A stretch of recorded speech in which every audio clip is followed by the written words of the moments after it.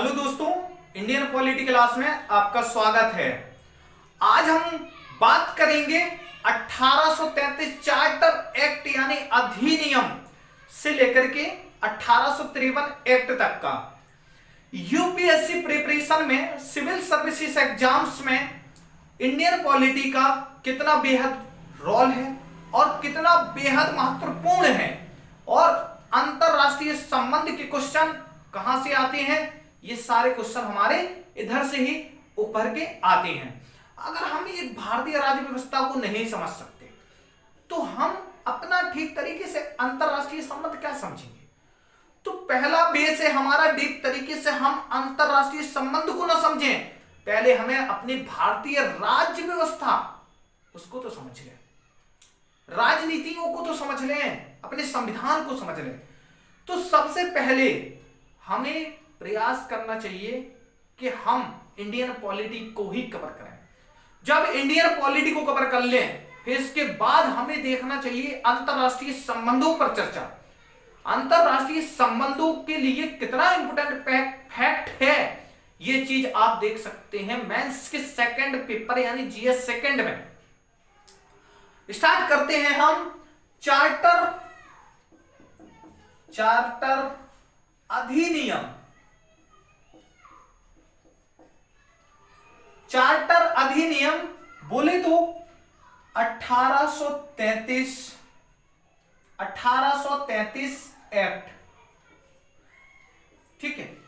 अगर कोई भी टीचर ये कहता है और ये मानता है कि ऐतिहासिक पृष्ठभूमि पॉलिटी का जो चैप्टर नंबर फर्स्ट और शुरुआत में यही चीज होना चाहिए, सीखने लायक यही चीज होना चाहिए, और ये ना सिखाए, सीधा पॉइंटली लिखवा दे कि 1833 में ये हुआ था, 1853 में ये हुआ था, 1854 में ये हुआ था, बस हो गया काम आपका, बैठ जाइए, हो गया, बस खत्म है कहानी। तो ऐसा नहीं होना चाहिए। हमें डीप तरीके से जब तक किसी चीज की जानकारी नहीं मिलती है, और सिविल सेवा क्या है, एक हमें गहराई से भांपने वाला परीक्षा है, और जब तक हम गहराई में जाएंगे नहीं तो उस गहराई का हमें जानकारी कहां से मिलेगी। तो बच्चों पहले तो अपने आप को इतना ढालिए गहराई में कि जितना हो सके एग्जाम्स के करीबी एक पैटर्न को, छोटी छोटी चीजों को समझिए बेसिक तरीके से। और हां, मैं आपको सिर्फ वही चीज इंपोर्टेंटली जो हो, एग्जाम से जुड़ी हुई हो, वही चर्चा यहां पर करता हूं। कोई भी ऐसा लॉन्ग टर्म में लेकर के किसी पैटर्न को या किसी सिलेबस को या टॉपिक को नहीं ले जाता हूं जिससे हमारा समय व्यर्थ हो। हम सिर्फ उसी विषय पर चर्चा करते हैं, उसी फैक्ट पर, शॉर्ट फैक्ट में चर्चा करते हैं जिससे हमारा 2023 को हम नजर में रख सकें।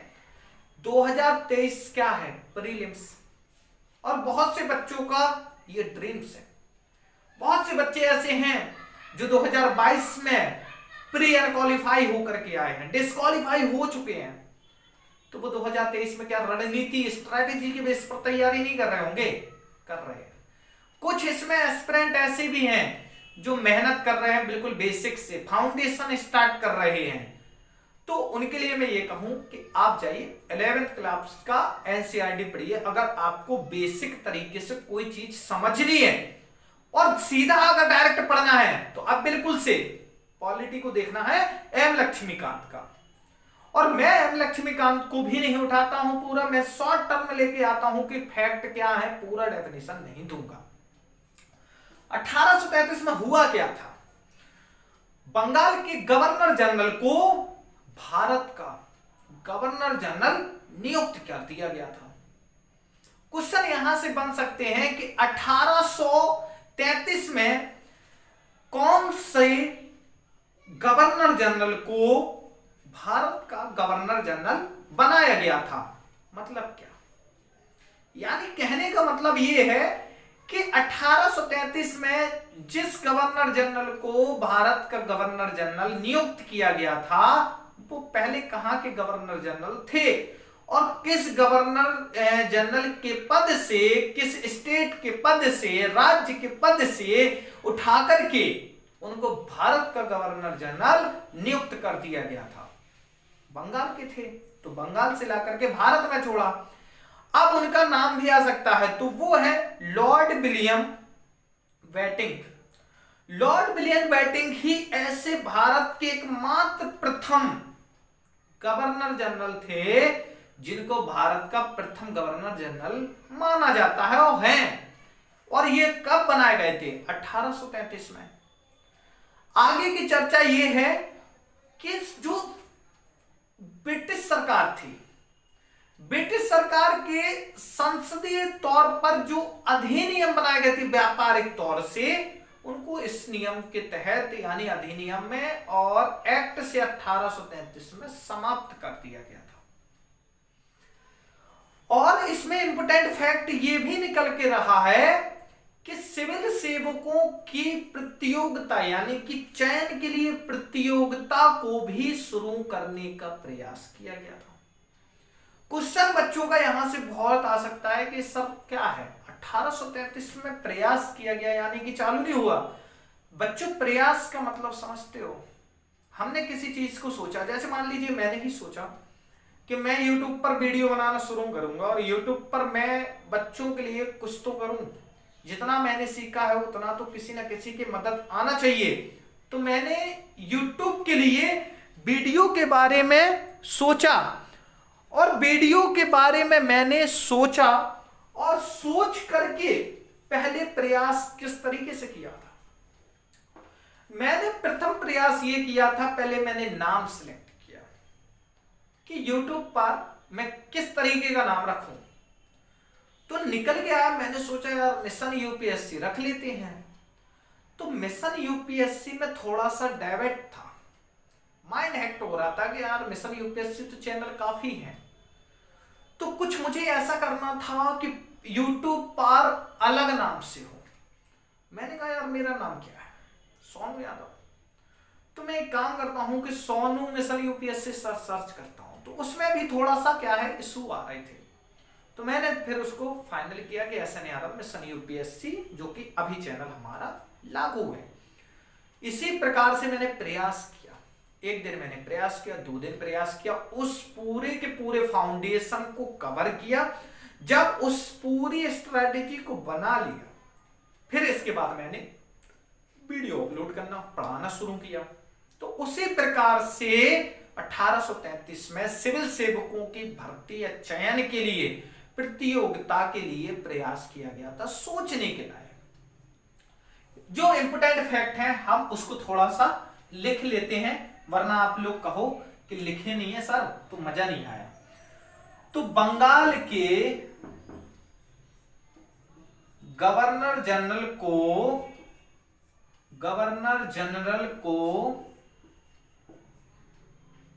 भारत का गवर्नर जनरल नियुक्त किया गया था।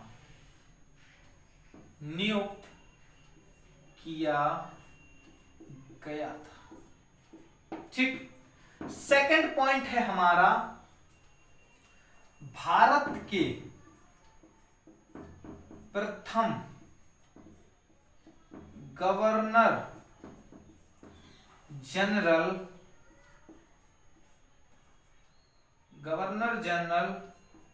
लॉर्ड विलियम बैटिंग नहीं है, ये बैटिंग है, बैटिंग थे। ठीक। थर्ड पॉइंट कुछ इंपोर्टेंट है, ब्रिटिश सरकार की व्यापारिक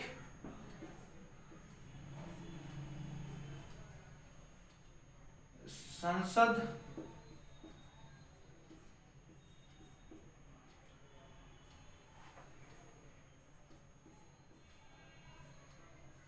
द्वारा बनाए गए अधिनियम को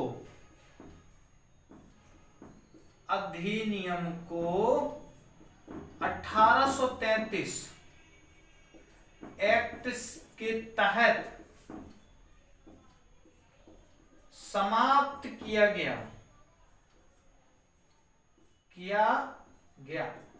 ठीक। फोर्थ पॉइंट है हमारा सिविल सेवकों की भर्ती। सिंपल भाषा लिखना है हमें, भर्ती में चयन भी लिखूंगा, आप उधर भर्ती मत लिखना, चयन लिखना। भर्ती या चयन के लिए प्रतियोगिता की शुरुआत हुई।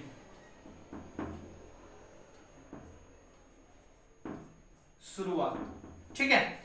अब क्वेश्चन कहां से बन सकता है कि बंगाल के गवर्नर जनरल को भारत का गवर्नर जनरल किस एक्ट या अधिनियम के तहत बनाया गया था? 1833 एक्ट के तहत जनरल नियुक्त किया गया था। भारत के प्रथम गवर्नर जनरल कौन थे? Lord William Bentinck. इसका नाम तो बहुत ही आसान तरीके से याद हो जाना चाहिए, क्वेश्चन आता रहता है और क्वेश्चन ये पूछने की बहुत संभावना होती है। और इसी तरीके से 1833 चार्ट अधिनियम से पूछने वाले क्वेश्चन यहां से ज्यादा बनने की संभावना है। 1833 में कौन से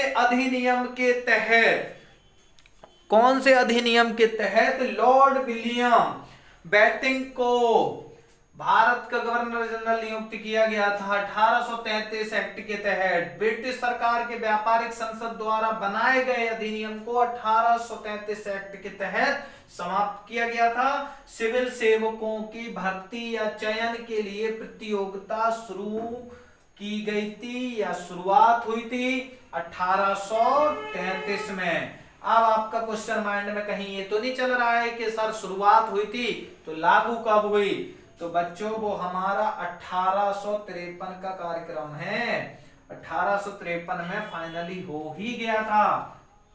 अब हम चलते हैं, ज्यादा समय वेस्ट नहीं करेंगे। आप लोग वरना वीडियो को कट करके भी देख सकते हो, ठीक है। हम सीधा चलते हैं 1853 एक्ट पर या चार्टर अधिनियम पर। तो 1800 हम पहले लिख लेते हैं अच्छे से। चार्टर अधिनियम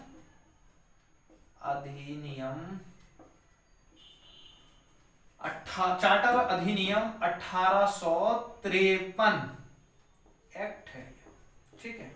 बहुत से बच्चे इसको एक्ट से समझ सकते हैं और बहुत से बच्चे इसको चार्टर अधिनियम से भी समझ सकते हैं। इसमें क्या हुआ था?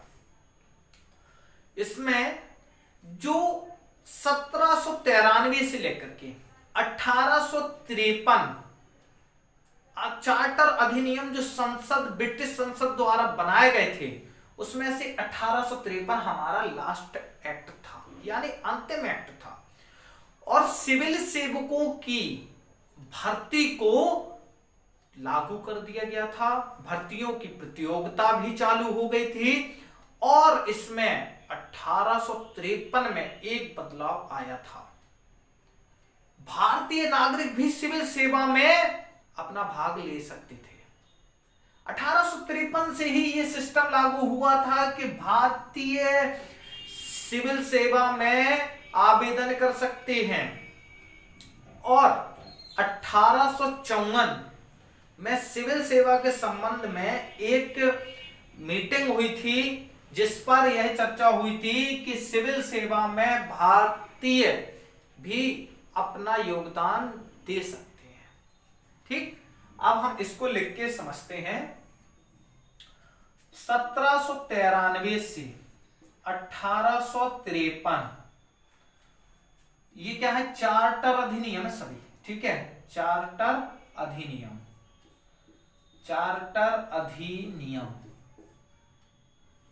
किसके द्वारा बनाए गए हैं? संसद द्वारा। 1853 चार्टर अधिनियम ब्रिटिश सरकार द्वारा, ब्रिटिश सरकार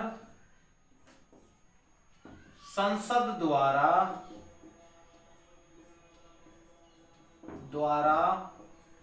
बनाए गए सभी चार्टर अधिनियम नियमों में 1853 अंतिम एक्ट या अधिनियम आप बोल सकते हैं। क्या अधिनियम बोल सकते हैं? लास्ट अधिनियम रहा है 1793 से लेकर के 1853 के जो चार्टर अधिनियम रहे हैं, जो ब्रिटिश सरकार के संसद द्वारा बनाए गए थे, इसमें 1853 हमारा अंतिम चार्टर अधिनियम रहा है। सेकंड पॉइंट की बात कर लेते हैं। सिविल सेवकों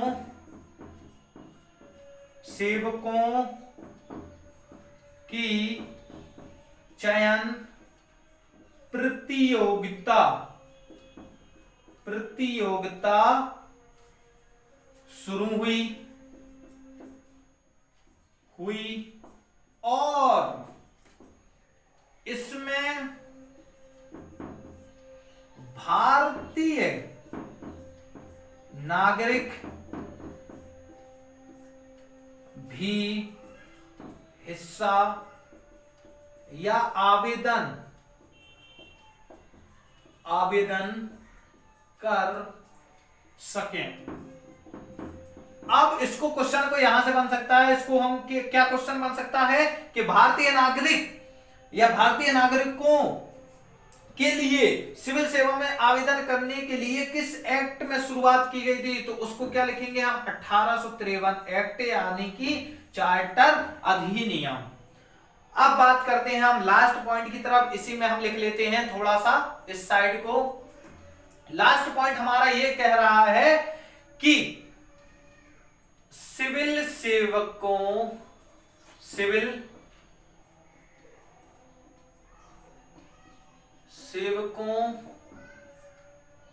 के संबंध में 1854 एक्ट या अधिनियम, ये अलग पॉइंट है। 1854 एक्ट या अधिनियम में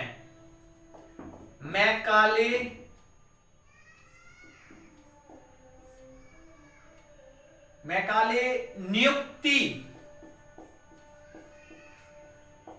हुई या चर्चा हुई। अब ये 1800 हमारा क्या है 54 अलग पैटर्न आ गया, ये 1854 की बात कही है। अगर फाइनली बात कहें हम कि 1833 में तो एक सिविल सेवा के बारे में प्रयास किया गया था और 1853 में क्या हुआ था, नागरिक यानी कि भारतीय नागरिकों के लिए ये शुरुआती दौर था।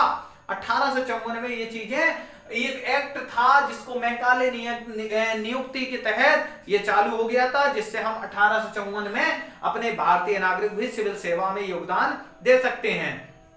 तो आज हमने इस क्लास में 1853 एक्ट से 1854 एक्ट तक की चर्चा कर ली है और पॉलिटी को हम इसी प्रकार से कवर करेंगे। पॉलिटी की क्लास सिर्फ चैप्टर नहीं करेंगे, हम पूरा एक चैप्टर को या एक पॉइंट को फैक्ट के बेस में कवर करते हुए चलेंगे।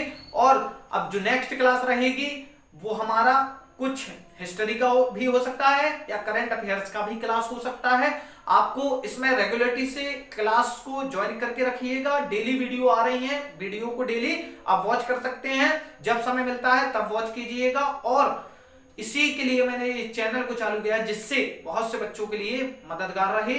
और मेहनत इतनी करो कि बिल्कुल भी पीछे हटने का मुकाम ना आए।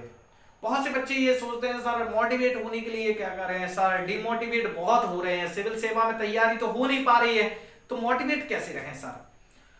तो बच्चों ध्यान में हमेशा अपने लक्ष्य को रखो, अपने टारगेट को रखो, अपने गोल को रखो सर। अपने उस माँ बाप की आंखों में देखे हुए सपने को याद करो। जब तुम घर से निकल रहे थे, जब तुम घर से बैग बांध के निकले हुए थे कि पापा मम्मी भाई बहन मैं कुछ बन के आऊंगा, मैं कुछ दिल्ली जा रहा हूं बन के आऊंगा, मैं बाहर जा रहा हूं पढ़ के आऊंगा, आईएएस बन के ही आऊंगा।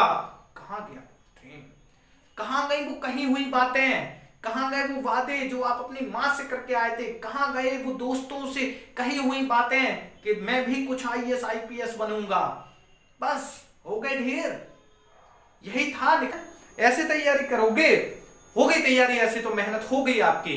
तो बिल्कुल भी इस चीज को डगमगा के आपको बिल्कुल नहीं रखना है, प्रयास करते जाइए। आईएएस तो क्या, हमें अपने बिल्कुल भी विफलताओं से पीछे नहीं हटना है, फेलियर का सामना हम करेंगे, डट कर करेंगे। जब एक चींटी को, एक शेर को अपना शिकार करना होता है, एक पंजा पीछे करता है, हमें आगे तीर को छोड़ने के लिए कमान को पीछे कसना होता है, जिससे बहुत टाइट होके जाए और भाला आर पार कर दे जिसके अंदर जा रहा है।